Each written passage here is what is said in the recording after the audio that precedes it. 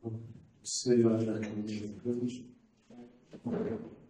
الرحیم. سلام، خوش آمدید. مدیران محترم و بهبود گرامی آقایی، امروز در خدمتتون هستیم بابت یک صحبت جالب، گزارش جالب در خصوص فضا و جامعه شناسی تحلیل که آقای دکتر خواهایی ارائه می‌کنند. من دوستانی که چه واضحاً تقریباً بحث رو می‌شنوم، چه کردن از اسناد این جلسه اطلاع پیدا خواهند کرد، می‌گیرن که آقای دکتر خواهایی از اساتید خوبی دانشگاه تهران هستند. معمار دارای تخصص و تعامل در مباحث مشترک بین جامعه شناسی، شهر، فضا و معماری و با توجه به ماهیت میانرشتگی فضا بخصوص برای معمارانی که عادت دارند به ویژگی‌های کاربردی و فرمال بیشتر از وجودیش بپردازند، ورود به بحث‌هایی که بتواند ابعاد دیگر فضا را آشکار کنند، بخصوص با زبان معماران این فرصت خیلی ارزنده. این ادبیات در سطح جهان سالهای طولانی که شروع شد پرداختن به مجموعه مختلف در پرداختن به فضا به عنوان منابع چندوجهی. در ایران همچنان حوزه معماری درگیر موضوع کاربردی و فرمان فضا است. کمتر سراغ مطالعات میان رشته‌ای است. اونجا جا راست همتر سراغ موجود میان رشته‌ای تزویه رفتن و مجموع متخصصان و صاحب نظراتی که این زمینه کار کنند در حقیقت دارند یک خط سیری رو برای خامش فضا برای معماران و متخصصان معماری و برنامه‌ریزی فضاهای کاربردی باز می‌کنند. نگاه تجربیاتی می‌کنند.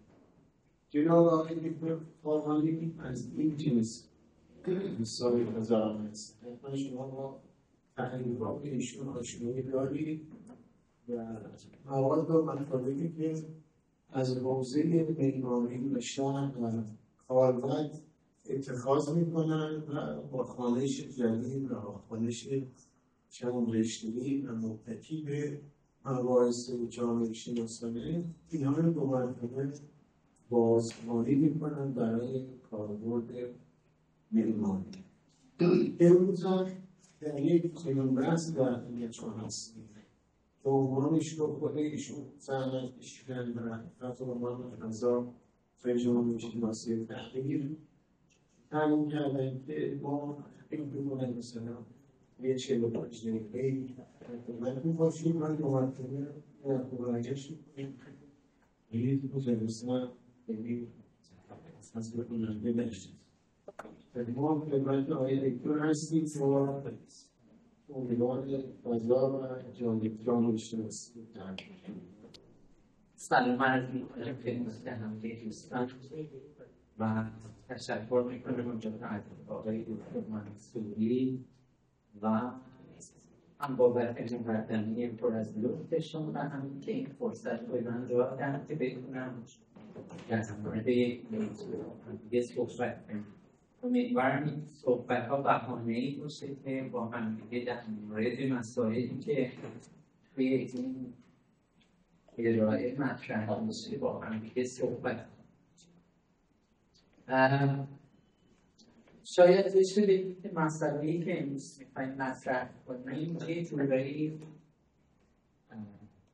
یه جورایی از دغدغه‌های دور و بر جامعه خودمون این که ما با مسائل دوربر خودمون برخورد میکنیم فکر میکنیم که ما ایده هایی برای آنچه که عقلانی خردورز هست داریم، ولی فکر میکنیم بستری که توش داریم دماغ اجازی الان بر اساس این درستی نداره. واقعیت اینه که ما در مورد فضایی که در مورد مسائل که فکر میکنیم بعضی وقتا به این اشتباه اشتباه میشیم که تفکر در مورد وضعیت ایدئال کفایت میکنه برای جواب دادن به اون مسئله، ولی واقعیت اینه که زمینه‌ای که ما باهاش برخورد میکنیم در نحوه برخورد ما با مسائل خیلی مهمه. یک پیش‌فرضی که دور از واقعیت نیست، جامعه ما به دلایل زیادی عملهایی که توی حوزه شهر و میهمانی داره توی صورت میگیره از اون شکل عقلانی به دور هست. از خودمون باید بپرسیم که در این شرایط عمل درست چی هست و مهمتر از اون اینه که چه شکلی میشه یک همچین بستری را به سمت درستی کشون بشه. من جمله اینجا از این کتابی گذاشتم نه به خاطر پول زدن سیاسی، ولی اینکه با یک وضعیتی گیر کرده که لازمه در موردش فکر کنیم. در حالی که همه می‌دانستند که در بروز شرق شاوه چیزها دیگه نمی‌تواند به اون شکل عمل کنه، در مورد اینکه چه باید کرد، از کجا شروع باید کرد، کسی جوابی نداشت. این ما رو میرسونه به پرسش همونی که توی وضعیت‌هایی که ساختار بیرونی خیلی عقلانی نیست و مجموعی از نیروهای پراکنده هست که خرد جمعی را دچار اختلال می‌کنه، ما چه شکلی به توسعه عقیل فکر کنیم. من از مفهومی کمک گرفتم برای اینکه وارد این بحث بشم، اولی مفهوم را میگم و بعد وارد داستان میشم.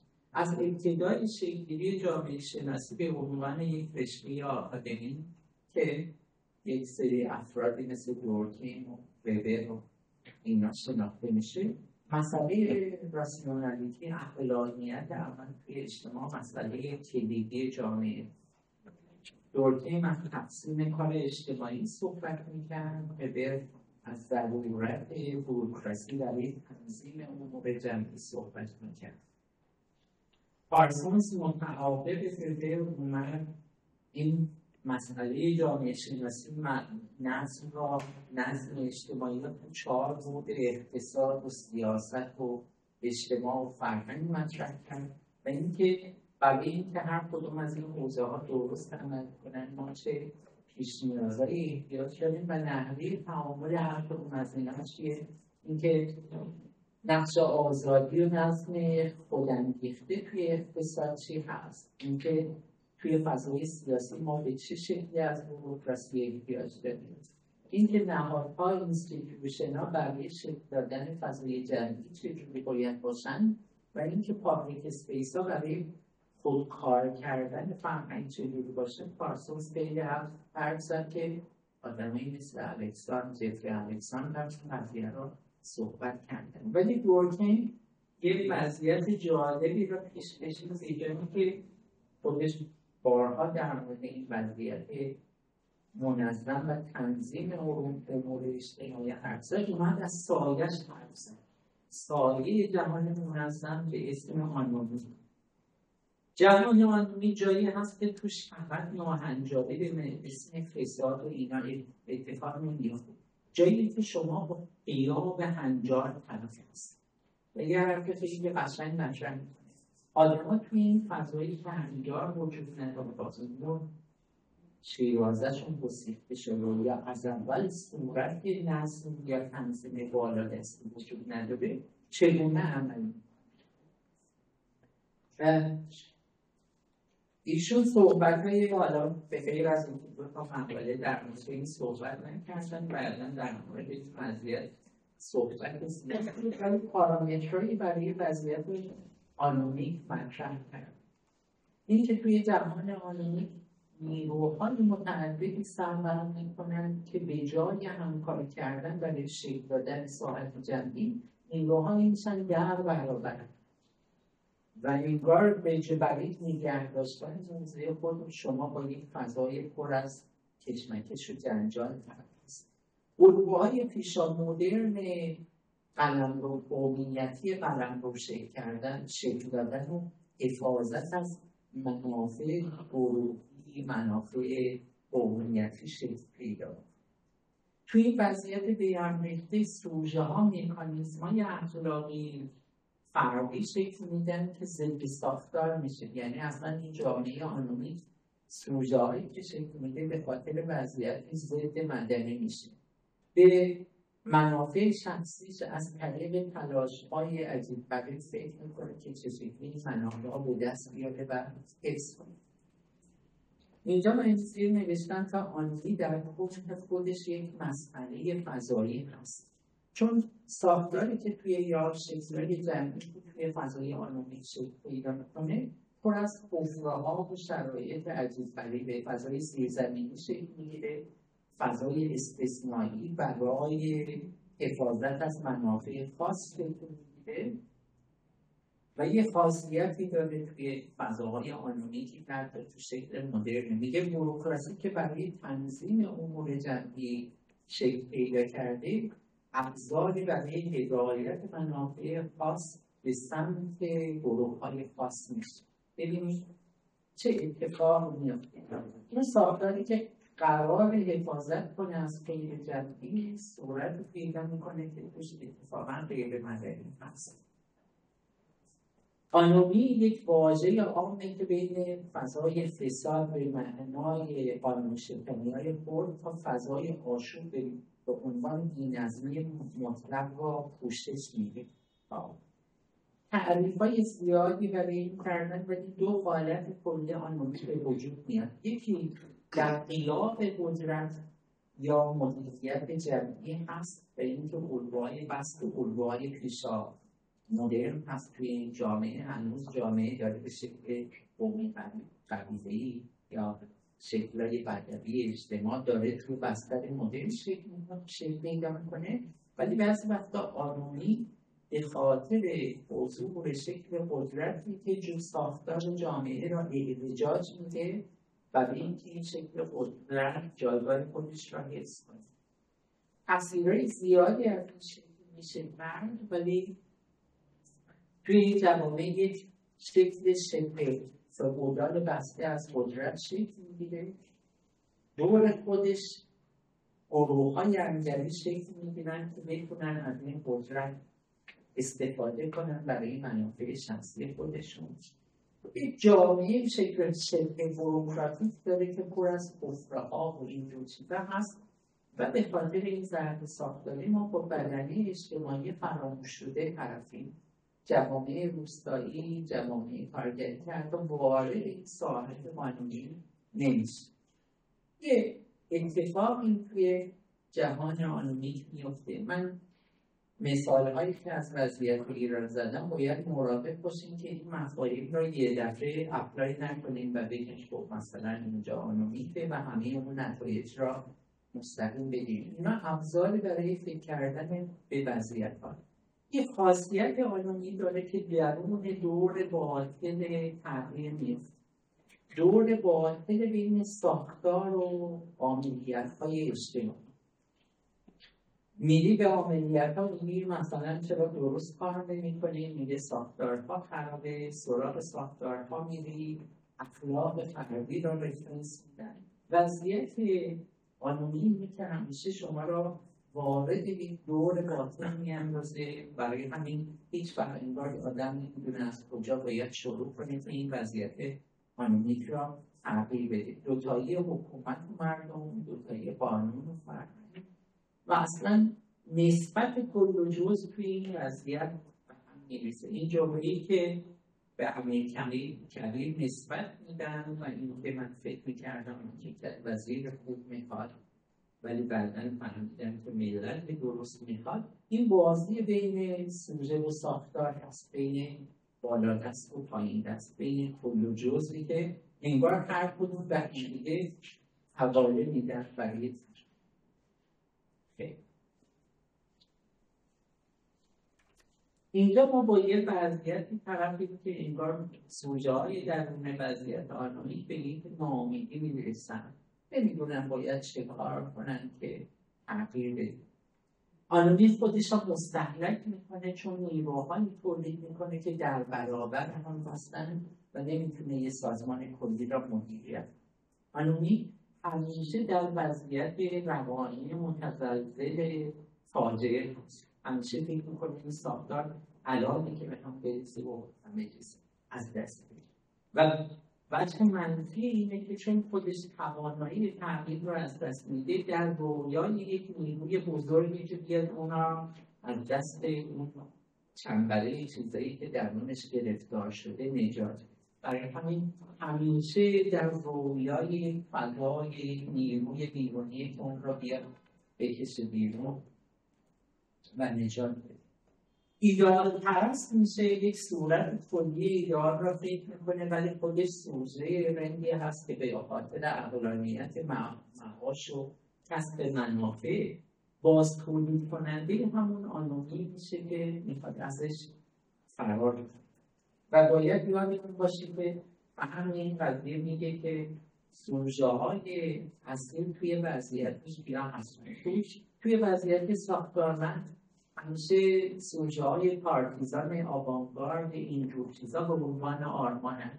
کسی که ساختار بسته را افقی براش باز میکنه که شما به یک ساحت بزرگتر فکر کنید.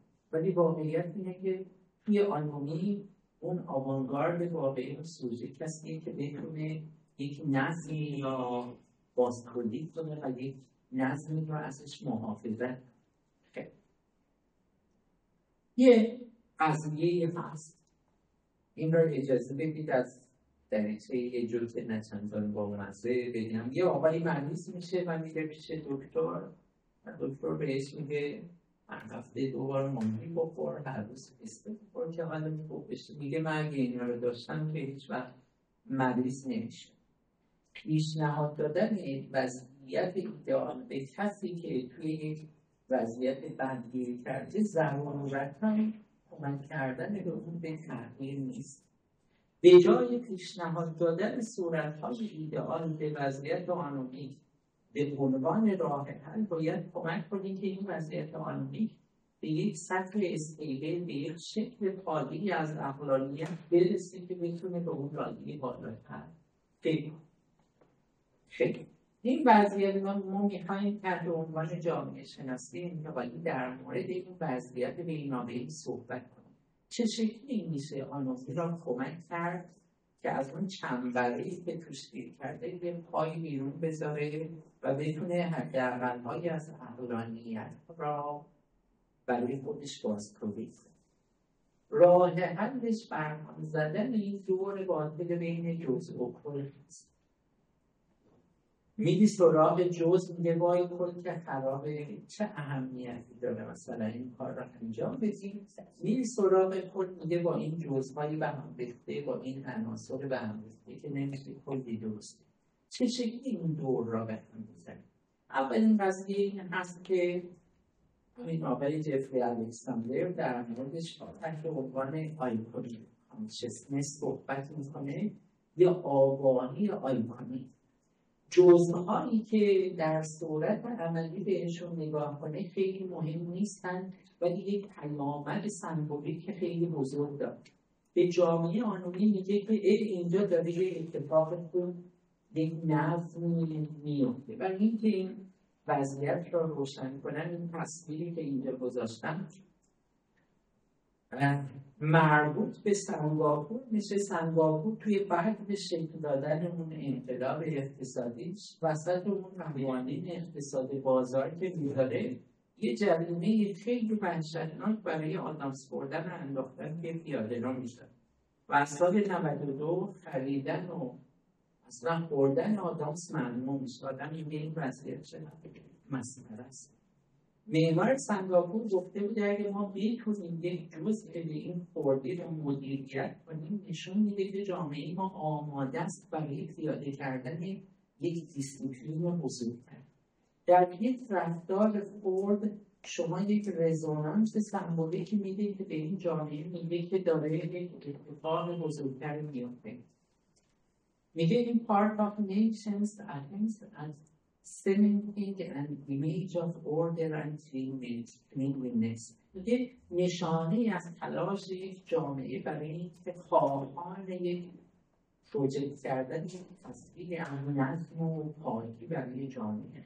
ببینید توی یک جامعه آنومی بعضی از پدیده ها مثلا چه بودن تو جامعه که مسائل زیست محیطیش به هم ریخته است جدا کردن مثلا زباله ها هست یا این که آدم از یه ماشین فلان استفاده نکنه تا میگه مثلا فلان ماشین رو استفاده نکنه که بره میگه که دلت خوشه ببین چقدر آلوده است و کارخونه آنی بید رفتارهای جزئی پیامد سمبولیکشون خیلی مهم‌تر از این هست. حالا باید پرسید توی این جامعه کدوم رفتارهای جزئی دایره سمبولیکشون بزرگتر میشه.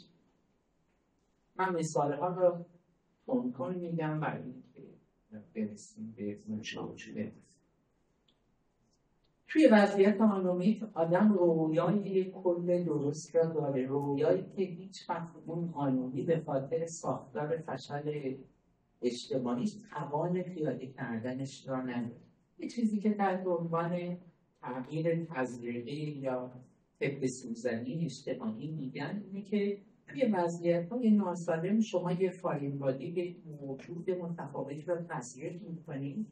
این باعث میشه که بدن مریض این جامعه نسبت به این موجود متفاوت واکنش انجام بده و خودش را وادار به تغییر کنه. ببینید شما خود را کاری نداشتید. مثلا توی یک محله بسیار مثلا به هم ریخته یه دفعه یه پارک بسیار خوشگل با یه نهاد مثلا مدنی خیلی خوب درست میکنید. این باعث میشه سوژه ها و رفتارهای متفاوتی دیده بشه جایی که قبلا فراموش شده و نادیده گرفته شده است. خود جامعه شروع کنه به این فارین بادی یا موجود متفاوت واکنش انجام بده. یه پوان یک همچین وضعیتی اینه که خود جامعه در تغییر مشارکت میکنه به جای وضعیت بالادست. مثال هایی هرچند که مثال ها سرش مناقشه هست توی جامعه ما توی بافت مثلا و هم ریخته کریم خان هرچند که اینا نقده که اینا یک جور جنتریفیکیشن یا نوسازی ناهماهنگ با بافت فرهنگی جامعه است. شما یه نهادی رو میبرید که باعث میشه سوژه هایی که از قبل فکر میکرده مال جای دیگه از شهر هستن اینجا بزرگ پیدا ابتدا به خاطر برآوردن نیاز اینا شروع میکنه یک سری تغییرات خود اینجا اتفاق میفته و شروع میکنه جامعه نسبت به این واکنش بده. یه جایی میشه که فراتر از این دونه خود جامعه داره صورتی از زندگی دیگری را بازتولید میکنه. یکی از راه‌های تغییر دادن آنومی آوردن نهادها یا تزریق موجودات متفاوت به بدنه اون هست برای واکنش. اینجا نوشتم فرم مهمتر از محتواست برای اینکه بدونیم که آنومی توی آنومی چه بلایی سر فضا میاد. آنومی کاری که میکنه مرزای معنا رو مفتوش میکنه برای اینکه بتونه به سوژه ها امکان سوء استفاده از فضاهای فراتر از قلمرو خودش بده. تنظیم کردن یه دوتایی دیروز توی صحبتش از جامعه عشایری و جامعه حکومتی میگه تحت عنوان استریتد اسپیس و اسموت اسپیس، فضای خطکشی شده و فضای شناور. میگه موجود عشایری که حالا اصطلاحی به‌روز با معنای خاص به کار میبره میگه توی فضای شناور عمل میکنه. اصلا دوست نداره که فضای قاب‌بندی شده و خطکشی شده فضای آنومی تمام آداب و خطکشی‌هایی که یک فضا مجبور میشه تنظیم میشه برای قابل منطقی کردن را از بین میبره. یه دلیلش عدم توانایی تنظیم فضاست.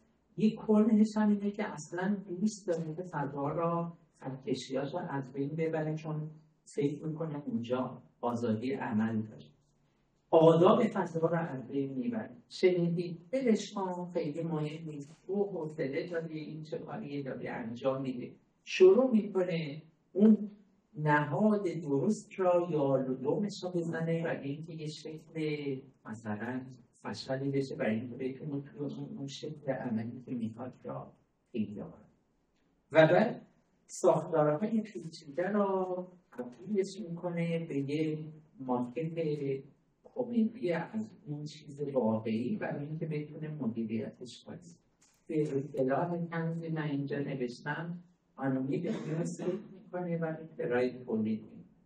اینجا توی دعوای روسیه و آمریکایی‌ها در برابر هواپیما و جنگ افزارهای روسیه و آمریکایی، روسیه یه همچین جوابی به آمریکایی میده که ما روسیه‌ها ناچاریم هنوز با مسائل انسانی ابتدایی و ساختارهای ابتدایی کار کنیم. مجبوریم هواپیماهای خود را با نوع خلبانی و ساختار تولیدی که داریم تنظیم کنیم، چون اینجاست که کار میکنه. و واقعیت هم این هست که حالا بعداً به قیاس من داستان رو نذاشتم، به قیاس M16 آمریکایی اون تفنگ پیچیده با کلاشینکوف ساده روسی میکنه. کلاشینکوفی که توی بازارهای محلی پاکستان و افغانستان یه تراشکار میتونه با یه سری ابزار ساده تولیدش کنه. یعنی یک جامعه ابتدایی میتونه یک صورت تکنولوژیک ابتدایی را تولید کنه. آنومی این بلا رو سر همه چی میاره. میخواد دانشگاه بسازه، میگه برای دانشگاه بودن شما باید کارگاه داشته باشی، استودنت یونین داشته باشی، فضای ورزشی داشته باشی. کلا میگه حالا کارگاه هم نبوده نیست، استودنت یونین هم نبوده نیست، حالا اینقدر فضای ورزشی هم لازم نیست، اینقدر مثلا اینقدر این ساختار را یاد دومش رو میزنه به قالبی تعیین کنه که بتونه توی اون قالب مدیریتش کنه. کمک کردن به آنومی برای اینکه این تمهیدات لازمی برای اینکه یک صورتی درست عمل کنه، این یه راهیه برای اینکه آنومی به این لول بالاتری از عمل برسه. این مثال این که اینجا زدم منوط به خواست نیروهای قدرت برای تغییر هست، ولی اونجا هم نمیشه به این آنومی دوباره همه پر را فکر کرد و بگی باید همه این اجزا درست بشه برای اینکه ساختاریم. میگن آنومی باید کمک کنه خودش به یک سطحی از عقلانیت فاعلی برسه با انجام دادن چند تا کار بزرگ و مهم و نشون بده که توان مدیریت اون چند تا کار اصلی را داره. مثلا یه آنومی اقتصادی اول باید بکنه که میتونه سیستم حمل و نقل را درست کنه و مدیریت کنه و این را تنظیمش کنه. اون کمک میکنه به یک پایه‌ای از عقلانیت برسه و اینکه بتونه بقیه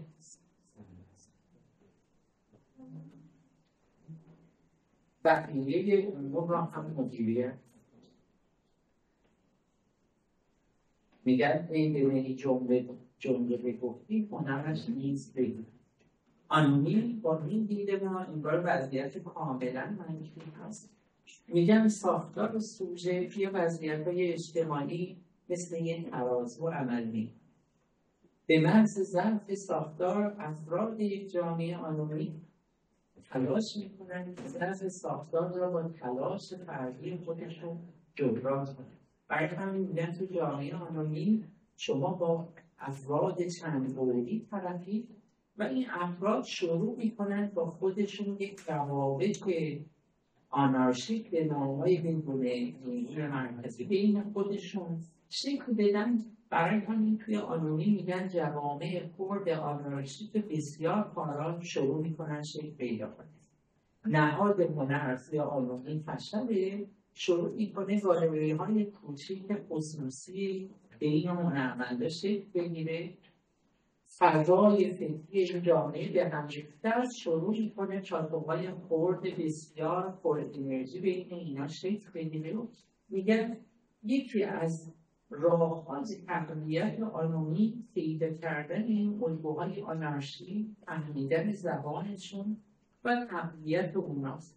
به جای اینکه شما یک صورت بیرونی برای این جامعه شکل بدید، کمک کنید این نهادهای خردی که داره توی این جامعه به شکل خرد عمل میکنه خودشون رو تقویت کنن. اینجور چیز برای همین میگن وام‌های خرد به فعالان اجتماعی و نهادهای کمک به شکل‌گیری استارتاپ‌های خالی بهترین کمک برای اینکه یک جامعه آنومیک شروع کنه تقویت پیدا شه. بهش صورت بیرونی نمیده باید اینجا زندگی کنی، بهش کمک میکنه که خودش از اون لایه آنارشی که خود بکشونه بالاتر و به فضاهای رسمی نزدیک‌تر بشه. توی جامعه آنومیک یک دیالکتیک یا یک تنش جالب بین مرکز و حاشیه اتفاق میفته. مرکزی که درست عمل نمی‌کنه شروع می‌کنه به خودش برای اینکه اتفاقاً از اون نیروهای خردکننده آنومی فرار کنه حاشیه‌های بسیار خلل‌ورز تولید می‌کنه. این دینامیسم بین حاشیه و مرکز توی آنومی خیلی جالبه. مثلا حالا این مرکز و حاشیه را به اسمیش ترجمه کنیم. توی تهران یه اتفاقی درستی نمی‌افته، ولی می‌بینید توی یه شهرستان کوچیک داره یه فعالیت زیست‌محیطی، آموزشی، اقتصادی جالب داره اتفاق می‌افته.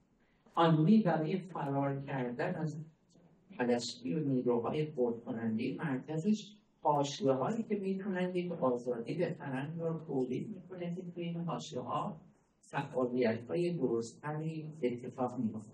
اینجاست که به نظر من منطبق توی جهان آنومیک یک وظیفه خیلی سنگین‌تری به عهده داره.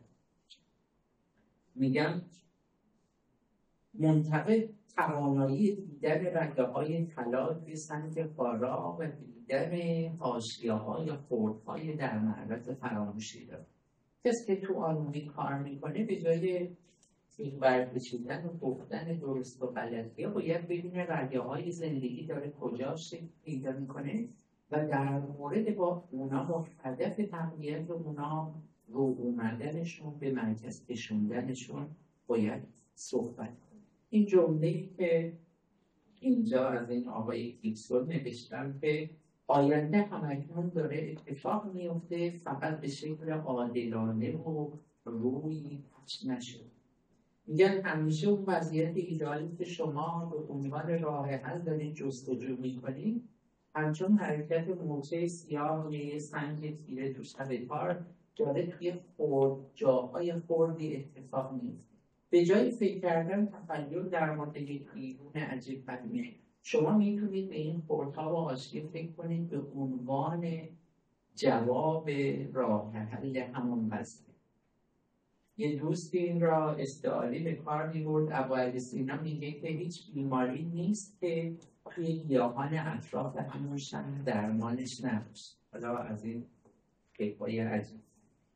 هیچ مسئله اجتماعی نیست که جوابش توی رفتارهای سوژه‌های خرد یا سوژه‌های نادیده گرفته شده همون اجتماع نباشه. اگه مشکلی در مورد آموزش و شهر اینجور چیزا هست بخش‌هایی از اون شهر، سوژه‌هایی از اون شهر دارن واکنش خلاقانه به این موضوع میدن. فقط اینا خیلی خوردن و نادیده هستن. نگاه کردن اینا خیلی مهم است. و بعد چالش بزرگ آنومی هست که جهان آنومی به خاطر کسب منافع سوژه‌های رید ضد مدنی تولید. جهان آنومی جاییه که ساختار از منافع شما حمایت نمی‌کنه. شما مجموعه از منافع‌های اخلاقی و اجتماعی و این دو چیزا خلق می‌کنید برای اینکه توی این وضعیت کسب منافع. اینا دقیقاً هم رفتارهایی هستند که اجازه نمیدن آنومی یک شکل عقلانی پیدا کنه. این همون دور باطل سوژه و ساختار هست. سوژه‌های آنمی رندهایی هستند که از دریچه غیر شفاف عمل کردن، جزو کردن این دو چیزا برای خودشون منافع کسب میکنن و از منافعشون حفاظت کنن. بزرگترین کمک به آنمی برای اینکه به یک جامعه سالم برسیم که از دریچه ترکیب حقوق، اعتماد، همکاری و شفافیت به این سوژه ها فضای عمل درست یا فرهنگ رفتاری درست را و این یک مسئله خیلی مهم توی جامعه ماست که همیشه میشنویم. با این سوژه ها نمیشه جامعه درست. باید این سوژه ها اولین کاری که میکرد فرهنگ مدنی درست را تقویت کرد و در صورت عدم آگاهی از این فرهنگ شما توی یک چرخه بازتولید مداوم این وضعیت میفتید. ریپرودکشن یا بازتولید وضعیت آنامیک یک چرخه دولبه بین ساختار و سوژه است. این که ما مثلا بتونیم اتوریته های نظم رو توی این جامعه تقویت کنیم، این که مرز بین حوزه نظم و آزادی توی این جامعه روشن کنیم، این که جایگاه سمبولیک ابزار نظم و عنوان قانون را جایگاه سمبولیکش را تقویت کنیم و مسئله اینه که مرز بین قانون و عرف رو توی این جامعه شکل بدیم. همه این مفاهیم شاید بگید که شما ما رو پول زدید و واژه فضا رو اول گذاشتید ولی در مورد فضا صحبت نکردید. واقعیت اینه که تمام این مفاهیم بدون تلاش چندان یک بعد فضایی دارد. نظریه ها و فلسفه شاید کمک نکنند که ما جواب مسئله ها را پیدا کنیم، ولی شاید به ما کمک کنند که اصلا بتونیم صورت مسئله هامون چیا هست. واقعیت اینه که یه مثال بیمارانه بزنم برای عدم فهم وضعیت. جامعه ما با بحران‌های از این واژه‌ها استفاده می‌کنیم، انباشت بحران و همین وضعیت‌های فاجعه هر روز خبری نیست که فرونشست زمین و آلودگی و آب و اقتصاد و همه اینجور چیزا بیاد. ولی این جامعه هنوز هم راه رهایی خودش را توی یک آوانگاردیسم رمانتیک می‌بینه که آدمایی که به فراتر از ساختارها و این چیزا فکر میکنن و اونا رو ما به عنوان ناجی جامعه که توش گیر کردیم میگیم. فکر میکنیم ما توی یک وضعیتی گیر کردیم، یک سری پیامبری از یک جهان دیگری به ما خبرهای خوشگلی بیارن و ما رو نجات بدن. این صورتهای آوانگارد فقط بهانه‌ای میشه برای خریدن کالاها و فضاهای لوکس برای معدود. اگه ما وضعیتمون رو درست نفهمیم و نفهمیم مسائلمون چی هستن، این راه رهایی پیدا نمیشه. تاریخ مشروطه ما تاریخ قشنگیه برای درک این وضعیت. توی وضعیتی که همه جوامع منادی آزادی میدن و آزادی میخواستن، مشروطه ما با یک درک درونی صحبت از حکومت قانونی میکرد، چون میفهمیم که رهاییش نه در فقط وضعیت آزادی، توی سامان دادن جامعه داره براش عمل میکنه. مثلا توی جامعه آنونیک همیشه یک جور قهرمان بازی و اخلاق فردی به عنوان راه رهایی میشه، در صورتی که احیای قانون و ساختاره که کمک این قهرمان بازی و اخلاق فردی ممکنه صورت خیلی قشنگی بده ولی کمک کننده یک همچین جامعه‌ای نیست. این رو هم بگم و تموم. من با زبان دیگه‌ای سعی کردم با تطابق و با وضعیت ایرانی توی یک کتابی در مورد این آنونی به اسم بلبشو صحبت کنم. صحبت‌هایی که کردم یک بخشی از فصل آخر بود تحت عنوان شباهت کرد و این که اصلا بلبشو چه جور جامعه‌ای، مکانیزم‌های عملش که سوژه‌هاش چیان اینا حالا توی این وضعیت چه کار میشه. خیلی متشکرم. خیلی قابلی حس کنم که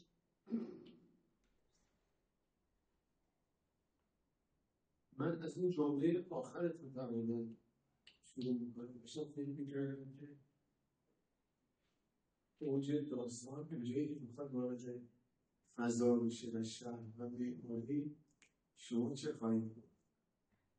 ولی یه خودتون گفتید که من زیاد موقع ندارم وارد اون بشه به همون نقطه اشاره کرد.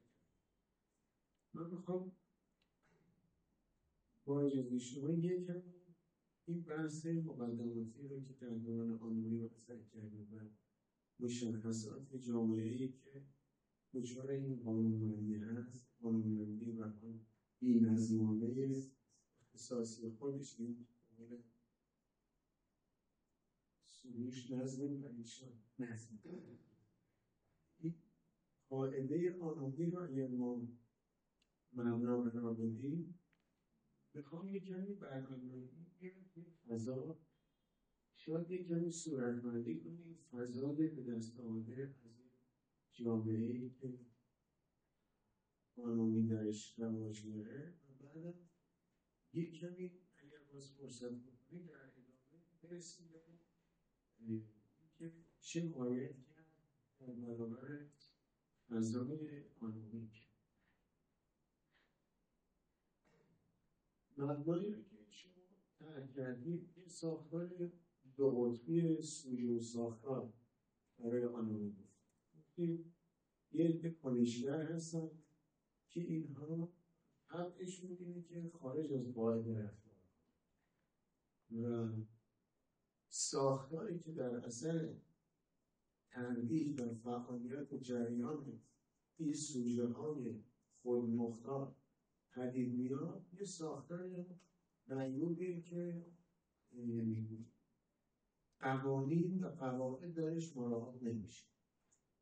شاید این بربشایی که شما اسپلوشید و این خودمختاری که برمیگرد این در زبان فارسی تعبیر نزدیکی به این مفهوم آنوری داشت. من این رو همونطور که شما میفرمایید به قسمتون داشتم فکر میکردم با مثلا وضعیت شهر تهران. اگر که بخوام یه فضای به نام شهر تهران رو مصداق یک فضای عمومی قرار بدید در دو قطبی که شما گفتید بازیگرانش میشن مردم و وضعیت شهر.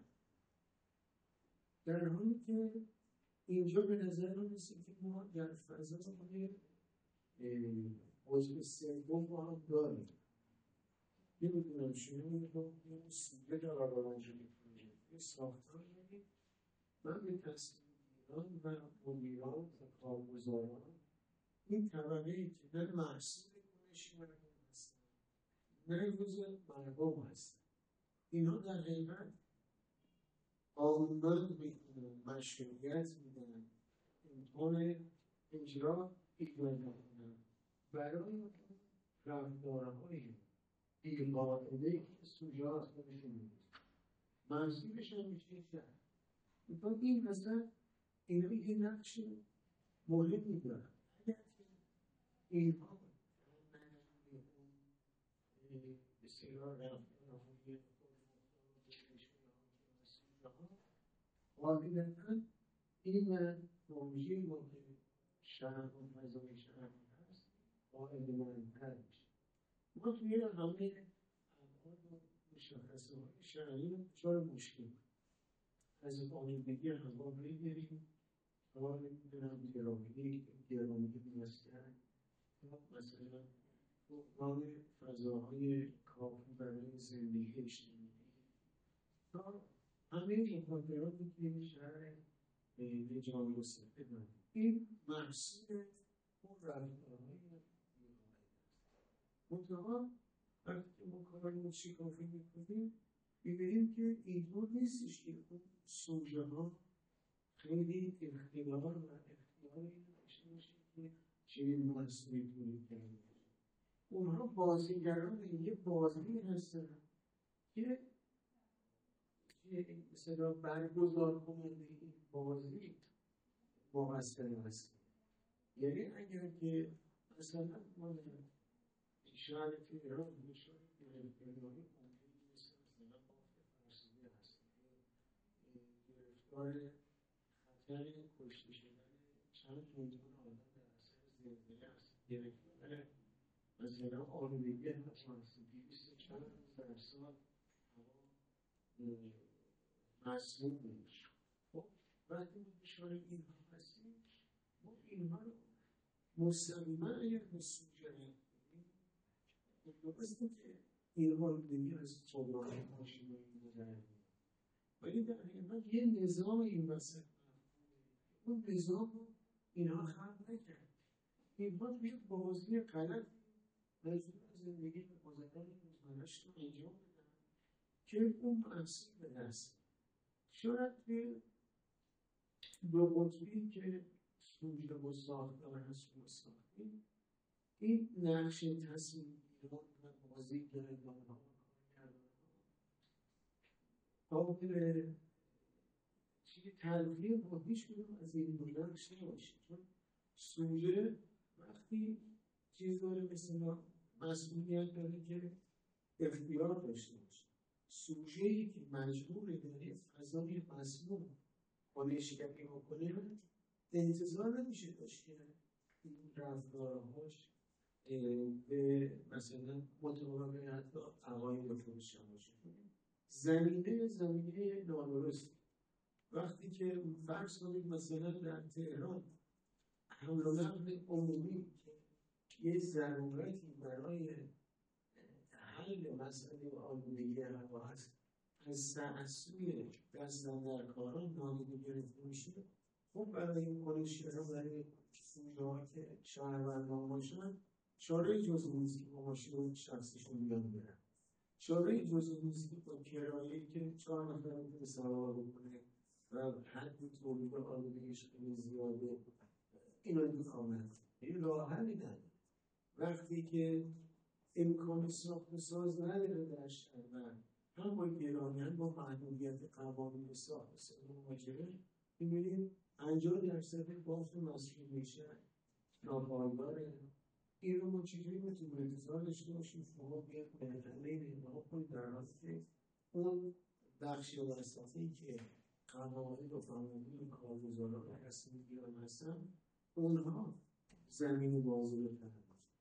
یعنی توی دورانه قانونی که شما فهمیدید وقتی منطبقش میکنن با فضا به نظرم میرسه که ما یه گروه تاثیرگذار دیگه داریم که اتفاقا در تولید بحران نقششون بلکه مهمتر از این گروه. من مثال‌هایی که زدیم اتفاقی که میفته برای مثلا سوژه ها در یک جامعه‌ای که پیوسته اینا باید مثلا با پشت هم اندازی اینجوری کارهایی میکنن شما هنرش اینه که یه آدم‌های دست و پاداری دارن میشه آدم‌هایی که میتونن مثلا یه موقعی فرض کنید توی فلسطین که در صبح بلند میشه نمیدونه تا ظهر زنده برگردن کنه یا مثلا اتفاقی براش میفته همه احتمالات وجود داره خود به خود بیان به این مهارت‌های بیشتری دست پیدا میکنه برای من.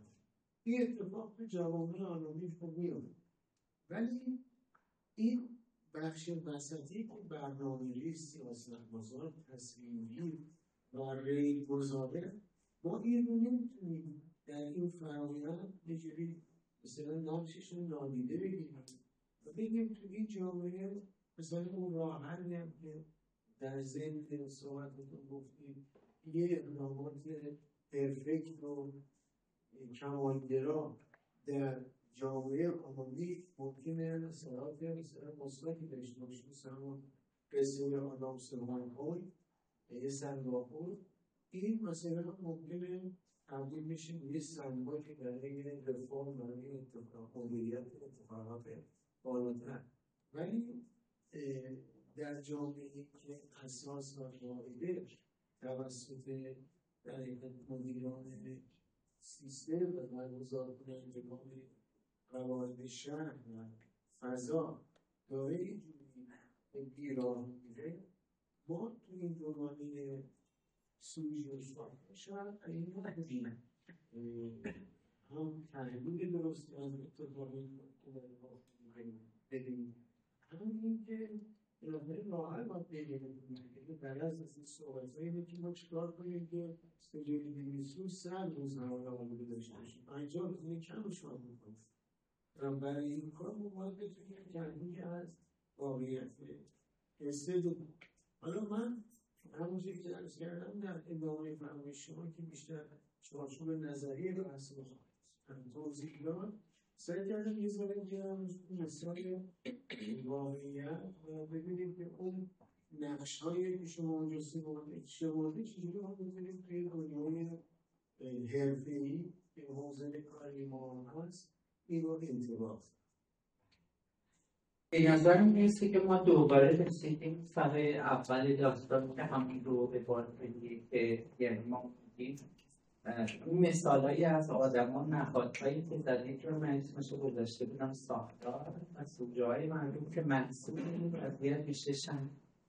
ما دوباره برگشتیم و شما میگید توی بار این تحول شما نمیتونید مردم را مساوی این آدم ها و نهادهایی که قرار این وضعیت. باید از خودمون بپرسیم که چرا یک جامعه همچین نهادهای مدیریت یا همچین وضعیت مدیریتی تولید نیست یا توانایی در که اون ساختار پیچیدگی درست را نداره یا مجموعه‌ای از منافعی داره که توی این شکل قدیمیش میگفتن که از آب گلال ماهی گرفتن و این خیلی غلط نیست. واقعیت اینه که توی آنامی نیروهایی وجود داره که برای حفاظت از منافع خودشون ساختارها را توی یک شکل نچندان اخلاقی مریض نگه می‌دارن برای تصمیم یا عدم توانایی به کسب سود خاص هست. باید از خودمون بپرسیم و خب میشه گفت که خب لطفاً اخلاقی عمل کنید دیگه و هی بهشون بگیم. باید بگیم راهنماهایی که این وضعیت رو باز تولید میکنن این راهنماها کجا هستن. اینجا همون اتفاق میفته که به این نهادها بگید که آقا شکل درست اینه که اتوبوس اینقدر بذارید مثلا به جای موتور بنزینی دیگه اونا ممنوع کنید موتور. چرا این کار رو نمی‌کنید؟ و باید از خود مدام باید این شکل‌های درست رو بهشون گوشزد کنید و انتظار داشته باشید که این کار رو انجام میدن یا اینکه به یه پروسه‌ای فکر کرد که در نبود این اقلانیت کامل این خواسته از یه جای شروع کرد. من هم موافقم که دچار این تصویر رمانتیک که یه آدم میتونه توی فضای خرد عمل خودش کاری کنه که این جامعه را تغییر بده اصلا دنبال این فکر نیستن. ولی به نظر من این قضیه‌ای که گفتیم ما رو دوباره میاره سر جاده اول دوره. اینقدر به اینا بگیم که خوب عمل کنیم که کم کم مثلا عقلشون سر جاش میاد تا راهنماهای این وضعیت کشف نشه و مسیرهایی توی وضعیت موجود پیدا نشه که برای کنش وقتی اونا عقلشون سر جاش نیست باید مجموعی از مکانیزم‌های آنارشیکی که گفتم به این همین اتفاقی که داریم اینجا ببینیم پابلیک اسپیسیه که در نبود یک ساختار عقلانی افرادی از جامعه به این نتیجه میرسن که ما بین کدوم کاری بکنیم برای اینکه توی این فضاهای خرد کم کم به هم کانکت بشن عقلانیت حفظ کنن که یک سنبه‌ای بشه که به این ساختار این مشت بزنه که تغییر بده. واقعیت اینه که من نمیخوام اینا رو در برابر هم قرار بدم. فقط مثلا اینه که وضعیت آنمی باید از کجا شد. مدام گفتن به این ساختار که این کار درست نیست اون کار یا شکل ایدئال را باید این کار را بکنید که درست بشه. ببینید یه نمیدونم مثلا چقدر رحم داره به این وضعیت رئیس سازمان فوتبال ایران آقای تاجی که هست 5 سال مداوم خودش الان 1-2 سال مسئوله میاد میگه ما باید کاری کنیم که برای ورود به استادیوم شماره صندلی و آدما با بلیط بشن. چرا یه جامعه نمیتونه مدیریت کنه فضا را، فضا صندلیه، اینکه هر کسی یه جایی داشته باشه بره بشه. هر سال میاد خودش میگه ما باید این کار رو بکنیم، خودش مسئوله و ما میدونیم که این کار اتفاق نمیفته. عدم توانایی، عدم خواسته، یا سازمان فشلیه که چیزی رو میخواد که تواناییش رو نداره، در آرزوی بهز پراید تولید میکنه.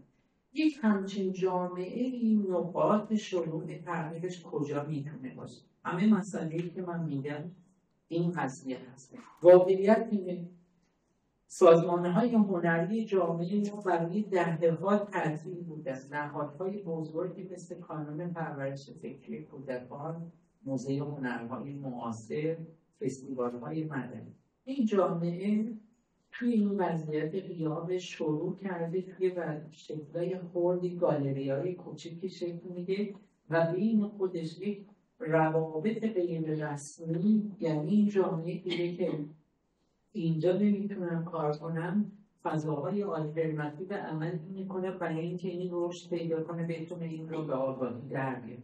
این اتفاقی که الان توی موزه هنرهای معاصر داره اتفاق میفته، اون گنجه نشدن توی 2 تا نمایشگاه آوردن و یه انقلابی توی بازدید هنری توی ایران اتفاق افتاد، به خاطر حرکتایی که بود که بیرون اتفاق افتاد و نهادها فهمیدن که چرا ما کاری نمی‌کنیم، یه کاری باید بکنیم به خاطر بازتاب اینا.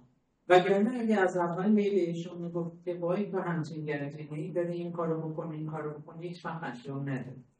مسئله ببخشید پرحرفی اون کردم، مسئله اینه که باید از کجا شروع کرد، وگرنه گوشزد کردن ایدئال به ساختاری که یا اینقدر دچار آبسیتی چاقی عدم تحرک شدی که بعضی وقتا میخواد یک کاری میکنه توان نداره، یا نیروهای حفظ منافع خاص اصلا اجازه نمیده یا نمیخواد این ساختار رو تکون بده. من اینجا یه جمله‌ای نوشتم، اجازه بدید باز هم اگه پیداش کنم.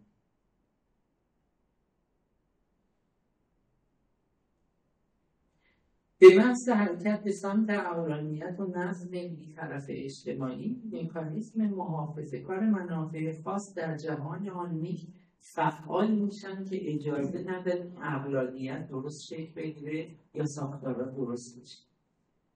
منافعی هست که فکر میکنه که این فضا بهتر عمل میکنه و دارم این کار رو میکنه.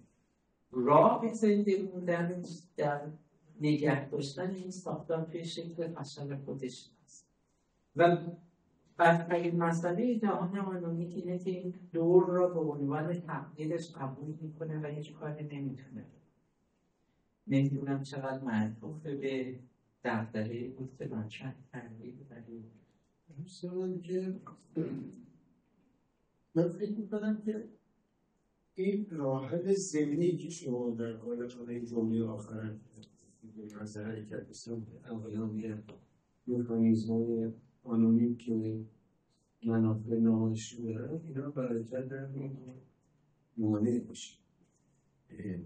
ما این دو قطبی رو باز سوژه های تولید آنونیم میکنن و ساختاری که محصولی هست. ما این دو قطبی رو اگر توصیف همه اون چی که در فضای شهری در یک شهر وجود داره بگیریم، نظر من یه بخشی رو ما جا انداختیم. یعنی من یه ذره مثال چیزتر میزنم، واقعی‌تر میزنم که ملموس باشه.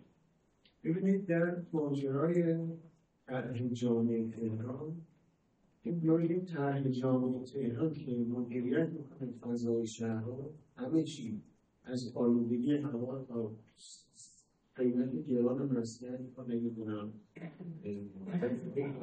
همه اینها زیر یه سند که میشه محصول یه جامعه‌ای که با روش‌های آنونیک اومده اینو تولید کرد. این رو ما ساختار تصمیم برخی از ساختار تصمیم کسانی که این رو تولید کردن، حالا اینا هم توی سطح نیست، یعنی از تصمیم کنندگانش که قطعا توی ساختار هستن تا تولید کنندگانش که احتمالاً توی سوژه ها هست. یعنی ما یه طیفی داریم که این سند رو داره تولید میکنه، این میانجیه بین ساختار و سوژه. اینطور نیست که همه اینها یا در سوژه باشین یا در ساختار تا میتونیم این صورت تکنوازی رو انجام بدیم. مشکل تو همینجا رو، یعنی این ساختاری که حالا یا اثر نادانی یا اثر منافع و فاضل رانت دنبال تصویب یه همچین سندیه با سوژه‌ای که او هم یا به خاطر رانته‌ای که داره و اون سوژه عمومی که و منافع که داره با همسو میشه و توی یه دستگاه میانشی که فرایند تولید و پروسس این سند هست، این دیگه یک کار نیست که بخش تو بدنه اجتماع شکل میگیره، یک کار میان سازمانی میان بخشی، یک پاش توی نهاد هاست، یک پاش توی سوژه هاست. در نتیجه ما این رو اگر نادیده بگیریم هم کلایی توی سنی که الان هست، یعنی در زمان خودش تو همین مستاقی که میگم جلسات بسیار مفصلی برداشت از سمت دانشگاهیان، مهندسان، خدمتگزارانی که تو سوژه بودن و معترض بودن به روند ترافیک و اومدن مثل این شمالی نام سامانیانش گفت. منطقه دو جایی سرکوب شد، یه جا تو سند نهایی که در اختیار وزارت تصمیم گیریش، ولی اون وسطی که بایستی این گفتمان سازی میشود، داوری میشود، یه اعتراض اونجا سر این رو زیناب کردن، یه سوژه های جنس خودش بود، چون اونجا اونا منافع داشتن، سوژه های آنونی بودن که میگه شما پشتمانده ها یه مبارک های مثلا مجرمانه پیدا میکنن، اونها دیگه که بخوام به حرف اینو گوش بدن کاسبیشون ترکیل میشه، منافعشون ترکیل میشه. در جلسات که اینا بحث میکردن مثلا که مهندس مشاور این کار سند برای جامعه تهران توسط 22 تا مشاور روشنفکر فراز اول تهران تهیه شد. اینا اصلا تو قدرت نبوده، اینا همون جنس سوژه بود. منتها اینها همون سوژه های عمومی که هم که برای حفاظت منافع خودشون وقتی تو خودشون در جلساتی که بحث این سند من حضور داشتم بحث میشه، مثلا یه مشاور ما این کاری داریم میکنیم و غلط و اینا راست میگه، این کار درست نیست. رئیس جلسه که یه مشاور پیشکسوت همین اصطلاح مافیا بود، ما میشونیم مافیا، میگفتش آقا جون تازه سر تیشه مقامی شده، شما اگه خیلی اعتراض دارید خیلی مثلا قرار بازی بخواهی یاد کنید و در بیارید یه قدرت نخون برو خط همینه که ما داریم بریم. ببینید اینا اون بازیگرانه اصطلاح پشت انداز دست و پادانی هستند که از سوژه میان برای حفظ منافع خودش یه سازوکارهایی فرق بکنیم که با نهاد قدرت دست با هم میسازن اونو تبدیل میکنن به سند. بعد من شما باید سالهای طولانی تو آلودگی زندگی کنیم، توی ترافیک زندگی کنیم و هرچی هم میزنیم حل نمیشه. آقای دکتر بعد حالا این مثالی که میزنید را تحت عنوان وضعیت انگلی میگم، کسی که یه سرش توی حوزه تصمیم گیری ساختاری هست، یه سرش توی منافع خصوصی خودش هست. قانون را نه برای تنظیم امور عمومی که برای کانالیزه کردن منافع عمومی به سمت چارچوب خصوصی. با یه همچین وضعیتی چه کار باید؟ مسئله فقط گفتن این که درستی و غلطیه به این جامعه نیست، چون این جامعه یه مکانیزمی تولید کرده که منافع اینطوری کانالیزه بشه. پرسش از روند به تغییر توی این جامعه. توی این جامعه اون وقت ما یک بدنه پابلیکی داریم که فقط چوب به این وضعیت ها میخوره و دستش هم برای اینکه این ساختار رو تغییر بده مثلا یا شکل کنه نزده، غیر از اینکه بیاد حالا اون جایی که امکان داره حرف بزنه، حرفی که هیچ میگن فضای قانونی و فضای فردی به حوزه عمومی احتیاج داره که این افراد بیا اونجا با هم حرفاشون رو بزنن، از درون اون یک نیروی تولید کنن که اهرام فشار روی قانون در جهت منافع عمومیشون باشه.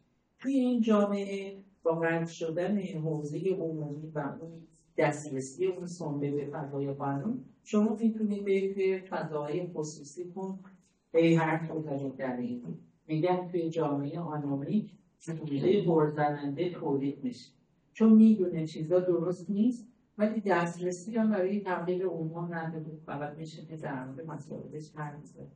پرسش اینه که توی این وضعیت روند تغییر چجوری باید باشه؟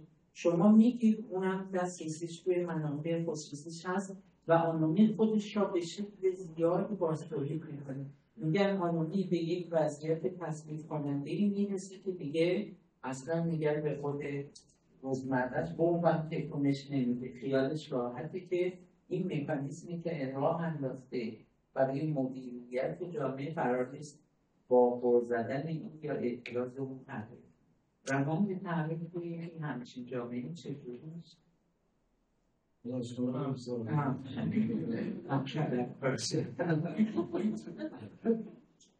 من فکر همه این چیز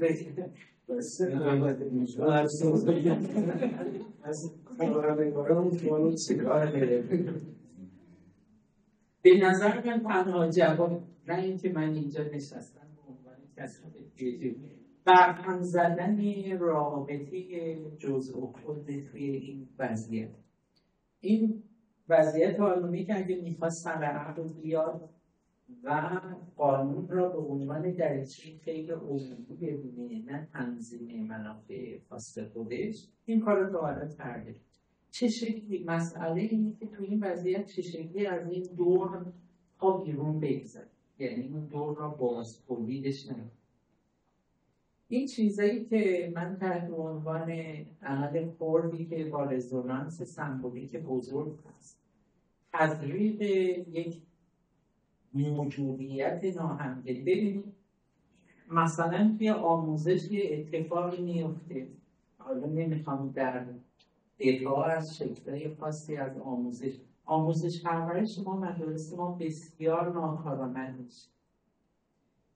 یه سری از مردم از دریچه ناامیدی نمیدونم آموزش غیر انتفاعی میاد، یک سری از مردم شروع میکنن از این فضا مهاجرت کنن با ضرب و زور شکل‌های آلترناتیوی از آموزش خلق کنن که اگه به جای این که بیان آموزش و پرورش بگن این کارو بکن این کارو بکن، نهادی که توانایی خاص این نهاد را نداره میرن صورت‌های آلترناتیوی خلق میکنن که اینا میشه همون فالیبادیه که شاید اون وقت جامعه یه تکونی بخوره و اینکه کار دیگه باید بکنه. مسئله تا بیرون گذاشتن از این دور باطل هست. یعنی شما به همین مثالی که میزنید تشکیل این خورده نهادها، خورده فضای گالری‌ها، تجمعاتی رو یه راحت در جهت خروج از این دور می‌بینید. هرچند که یک وضعیت بسیار منفی در خطر اینکه اگر از پاشان را از حدی فراتر بذارن که تهدیدی بشه برای صورت‌های رسمی امور.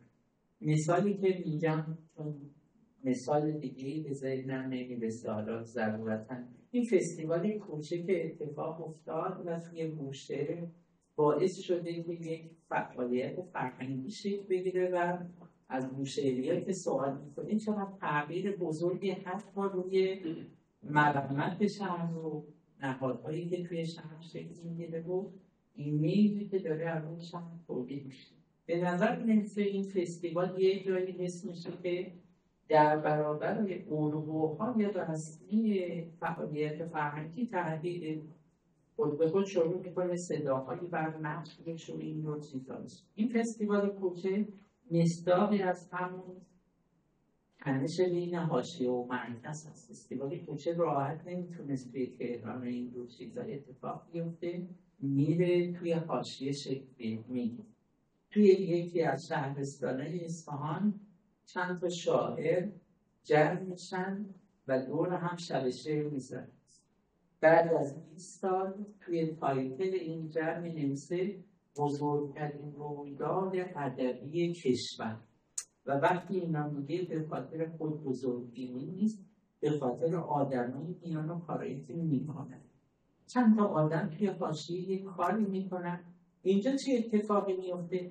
یا این امکان پیدا میکنه گفتمان جمعی را شکل بده، یا اینکه میان درش رو تخته میکنن و میبردن تمام که همه اتفاق هم گفت.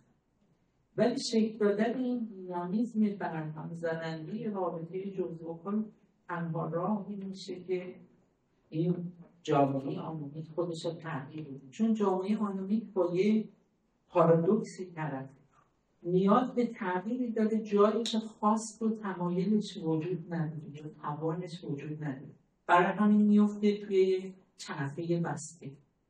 چه راهی میشه؟ برای اینکه این چرخه رو رابطه‌ش رو برهم میزنه. تنها چیزی که به ذهن من میشه و همونطور که فکر میکنم خورد سمبولیک باش رو از حوزه عمل خودش فراتر میذاره، توی جامعه آنومیک آگاهی‌های فردی رو نباید دست کم بگیرید. آگاهی‌های فردی که یه جایی میرسن که تمایل برای بازتولید اون بازی که جامعه آنومیک تولید کرده ندارن. اولین کاری که میکنن خودشون را وارد بازی که براشون چیده شده نمیکنن و شروع میکنن از این چرخه مهاجرت کنن. این مهاجرت و خلق خرد فضاهای آلترناتیو با اینکه در بعد هم خیلی خرد و مثلا شکننده به نظر میرسن، تنها راهی که جامعه آنومیک میتونه پا بیرون از چرخه بسته خودش.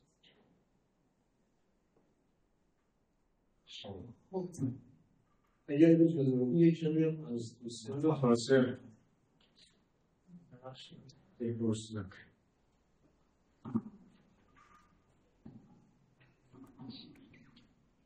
خسته نباشید، خیلی ممنون لطف کردید. این وضعیتی که امروز شما مطرح کردید به نظرم توی اسلاید اول خیلی کامل همه چیز گفته شد که به نوعی همه به وضعیت فعلی آگاهند، اما گزینه‌ای هم ندارن برای رهایی از وضعیت فعلی. این آنومی که حالا به نوعی میشه هنجارهای اجتماعی وقتی که دچار ضعف یا فروپاشی میشن و اون جامعه دچار سرگردانی میشه، ما یه مقابل وضعیت هم داریم که نمیدونیم جوابش چیه. من یه مثالی رو از شهر خودم که قم هست دارم که یه ذره در واقع واضح‌تر بشه سوالم. این که به عنوان مثال در زمان ریاست جمهوری که آقای احمدی نژاد داشت یک پروژه مطرح شد به نام مونوریل و این چیکار باید کردش بعد از اینکه این طرح مطرح شد در واقع همه پرسش ها اومد. از طرفی ما مذهبیون و جامعه روحانیت رو داشتیم که این ستون ها در مقابل حرم حضرت معصومه نباید بلندتر از گنبد باشه که الان اگر تشریف بیاریم از دو سر به حرم که رسیده ستون گذاری گذاشته نشد. از این طرف دانشگاه اومد و مهندسین مشاور و غیره و غالب که این طرح کمک میکنه به مدرن سازی شهر، کمک میکنه به تسهیل رفت و آمد. از طرفی هم بازار یا مردم عادی نظرات خودشون رو داشتن. نتیجه این وضعیت شد ستونگذاری و افتتاح نشدن و وضع فعلی که امروز الان توی اون در واقع شهر هستش. خواستم بدونم با این وضعیتی که وجود داره و اون جمله شما فرمودین در رگی طلا در یه سنگ کارا و غیره، اون رگی طلا مثلا برای این وضعیت چه چیزی واقعا میتونه باشه؟ چون هر کسی آلترناتیو خودش رو داره. یعنی اون حکم یا اون حاکم در این وضعیت چه کسی میتونه باشه؟ این نمونه بارز از وجه قالب جهان آنمی تعدد مراکز تصمیم گیری که با هم تضاد منافع و اینکه توی جامعه آنمی که اولین چیزی که از بین میره اتوریتی به معنای اقتدار نهادهای تخصصی یا تصمیم گذار که اونا میگن کار باید چه شکلی باشه. میگن هر چقدر هم توی یک جامعه دموکراسی باشه تصمیم هم نمیفته از مردم بپرسیم خیابونی که میخوایم بسازیم 3 بانده باشه یا 4 بانده. چون اتوریتی که این را تصمیم میگیره اتوریتی تخصص حمل و نقل توی ساختار. تو جامعه‌ای که اولا خود نهاد تصمیم گیری از یک اتوریته خردورز نمیاد، یه نفر یه آدم سیاسی بر اساس تمایلات خودش میاد یه چیز را راه میندازه، بعد میفته توی نهادهایی که در برابر هم هستن برای شکل دادن یک همچین چیزی. اگر ممکن میشد که خوب میشد، ولی اولین چیز به این جامعه اینه که با احیای اتوریته‌ای که کی باید برای تصمیم بگیره و اون اتوریته بر اساس حالا اون جایگاه خرد تخصصی هر چیزی بگه اینجا همه اینا رو لحاظ کنه و بگه تصمیمی که معطوف به خیر جمعی هست توی این چیز چیه. ولی واقعیت میگه این وضعیت ها میفتن توی چرخه تضاد منافع. واقعیت اینه که توی جامعه با مراکز موازی که هیچ کس مسئلهش خیر جمعی نیست، مسئلهش منفعت من هست و تضارب اینا اینجا توی آنمی اون نهاد اتوریتی که بین اینا باید تصمیم بگیره که اون چیزی که به خیر جمعی میرسه چی هست اون چه شکلی میشه این وضعیت را احیا کرد. فلان واقعیت اینه که یک سری آدم بیان بگن واقعیت اینه که خیر جمعی اینجا کدوم غذایی آخواد رها کردن یک همچین پروژه‌ای که از اول پرست بود یا پروژه‌ای که انجام شده به انتها رسوندن. ولی اولین ممیزه آنمی تعدد نیروهایی که به جای رقابت در برابر است.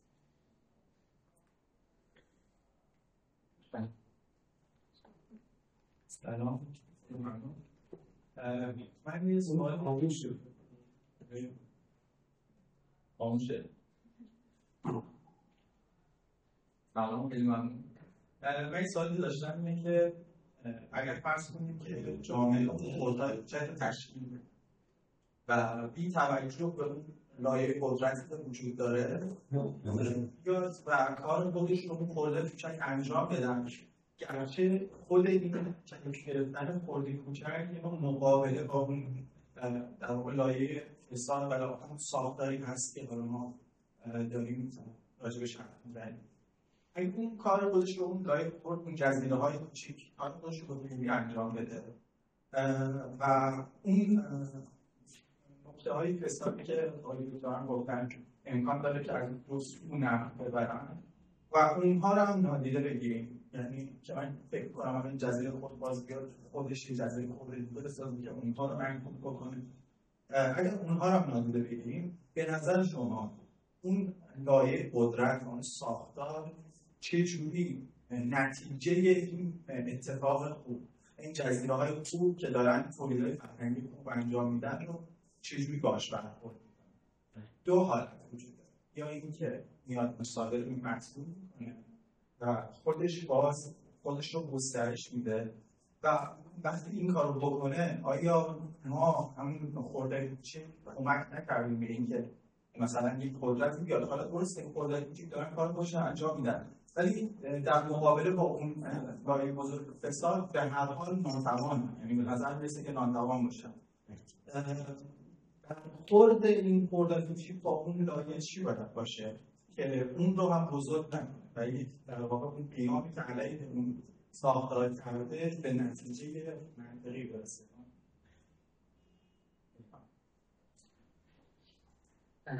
من فکر میکنم که این وضعیت چند تا حالت اتفاق میفته. اول اینه که نهادهای رسمی این نیروهای خرد حالا متفاوت را توی یک فضای خنثی یا آمفوتر بسته‌بندی میکنن و جایی که خیالش راحت میشه که این قرار نیست که هیچ تأثیری توی وضعیت جامعه بده، اونا رو توی فضاهای آمفوتر بسته‌بندی میکنه. این یک بلاییه که سرشون میاد. مثلا با سوژه های نااهل تو جامعه طرف هست، فضاهایی که دلش نمیخواد ولی اجازه میده باشه و نادیده‌شون بگیره، فضای زیرزمینی، فضای چی هست، اجازه میده اینا توی این فضا رو به قول معروف دلشون خوش باشه، کارشون هم بکنن، میدون چون مطمئنه که تصادفی براش به وجود نمیاد. مورد این هست که همونطور که گفتی از این به عنوان یه شوی تبلیغاتی برای ایده‌های خودش قدرت استفاده میکنه.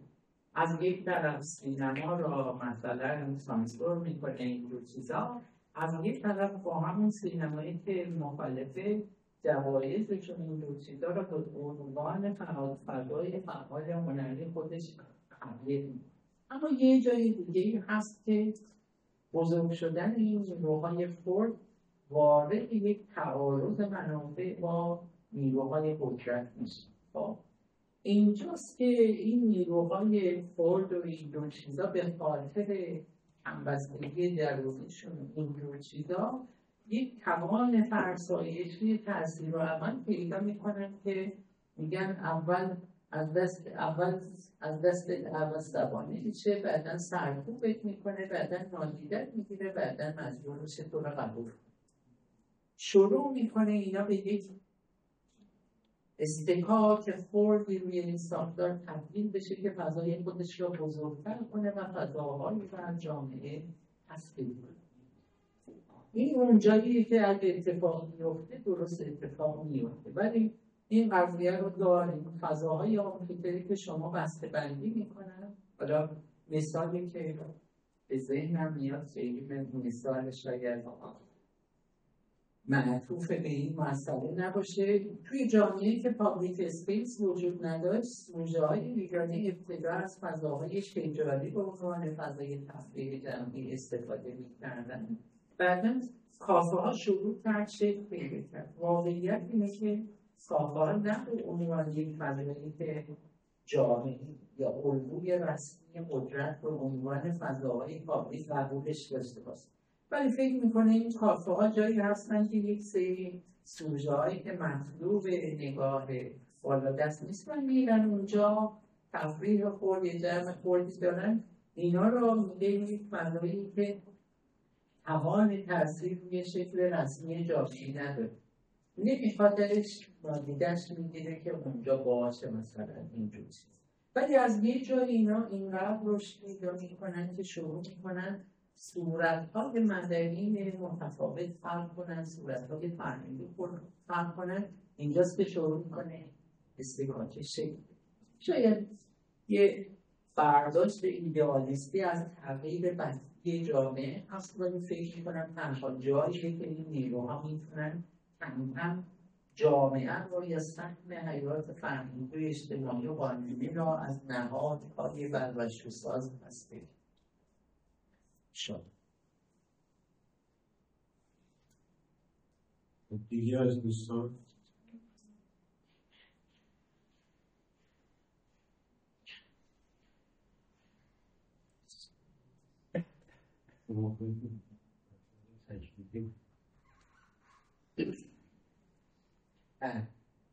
چیز حالا چون بچه ها حرف نمیزنن منم در ابتدای اون کاری کردم تنبیه صحبت میکنم، ولی بزرگترین مسئله جهان آنونی تغییر و وادادن به وضعیتی که توش افتاده به عنوان افتادن توی روزمرگی، عادت به این که این وضعیتی که توش هست را به عنوان وضعیت طبیعی و این که خورد میزنه میگه امن هست. و بزرگترین مسئله جهان آنونی نه اعتراض کردنش، نه یا مشتاقانه مدافع سیاست‌های بالادست، وادادن و رها کردنش میشه. یعنی این جامعه همونطور که گفتم خودش را مستهلک میکنه. جامعه آنومیک اینقدر میشه که به یک وضعیت تغییر و استیصالی میرسه که اون چیزی که داره میگذره را به عنوان جریان طبیعی واقعیت و امور قبول میکنه، چون فکر میکنه دیگه کارش نمیشه کرد. و این ابتدایی که این شکل خودش را باز تولید میکنه و فقط این نیست، آنومیک اینقدر خودش را باز تولید میکنه، دایره خودش را بزرگتر میکنه که دیگه به قول به یه نقطه بدون بازگشت میرسه که این ساختار کل نهادها را از کارایی و این رو چیزا خالی میکنه. آنومیک توی یک وضعیت بینی کجدار و مریض سهمی از کارش را انجام میده، سهمی هم هست که بعد انجام میده، ولی به مسئله این نیست که این وضعیت بمونه. آنومیک اینقدر خودش را میخوره که خودش را به سنگ بحران میرسونه و دیگه اونجا شد تغییر قبول کردن و حالا انتظار فاجعه چیزی براش اتفاق نمیفته و این تراژدی آنومی هست. نمیخوام بگم حالا این مثاله رو بزنم که کلی بزنیم بین حرفای تئوری که گفته میشه و وضعیت‌های جامعه. من این رو توی کتاب بلبشرم که نوشتم، اولین وضعیتی که ما با جامعه طرف اینه که با یه فضای همگیر طرف نیست. یه جایی کاملا آنومی و ناامید کننده است، کنارش وضعیت‌های خردورزی هستن که دارن بیرون از این وضعیت کار میکنن. خدای نکرده این تفسیرهای تئوری که یک دست کردن جامعه‌ای که باش طرف هستی منجر نشه، ولی فهم این مکانیزم‌ها اینجور چیزا کمک میکنه که بدونید راه صلاح چی هست. مثلا یه وضعیت تراژدیه که من توی جامعه معماری باهاش طرف هستم، جامعه‌ای که با خیلی از واقعیات سختی توی معماری از مسکن و اقتصاد ساخت و شهر و ضعف تکنولوژیک جامعه ایران داره عقب میفته، ولی کل فضای آموزش معماری ما توی یک فضای خیالی رمانتیکی از معماری داره خودش را باز تولید میکنه. این جامعه نه اینکه جوابای غلط میده، اصلا توانایی طرح صورت مسئله که باهاش درگیر هست و توی فضای آموزش از دست داده. واقعیت اینه که ما توی یک فضای خیالی معماری سیر میکنیم که فکر نمی‌کنم توی آمریکا شو نمیدونم جاهای دیگه هم توی یک وضعیت خیالی سیر کنیم. معماری تبدیل شده به یک ایماژ فانتزی عجیب غریبی که ما در درونمون خیال رهایی خودمون از وضعیت روزمره‌ای که توش گیر کردیم داریم می‌بینیم. خواب‌آلوده‌های رویابینی هستیم که توان طرح مسائل واقعی که باهاش درگیریم. اولین قضیه است که اینا رو طرح مسئله کنیم، اون وقت شاید براش. الان ما توی یک خواب و خیال هستیم که توان مواجهه با واقعیتی که باهاش داریم دست و پنجه نرم می‌کنیم را نداریم. سلامت باشید.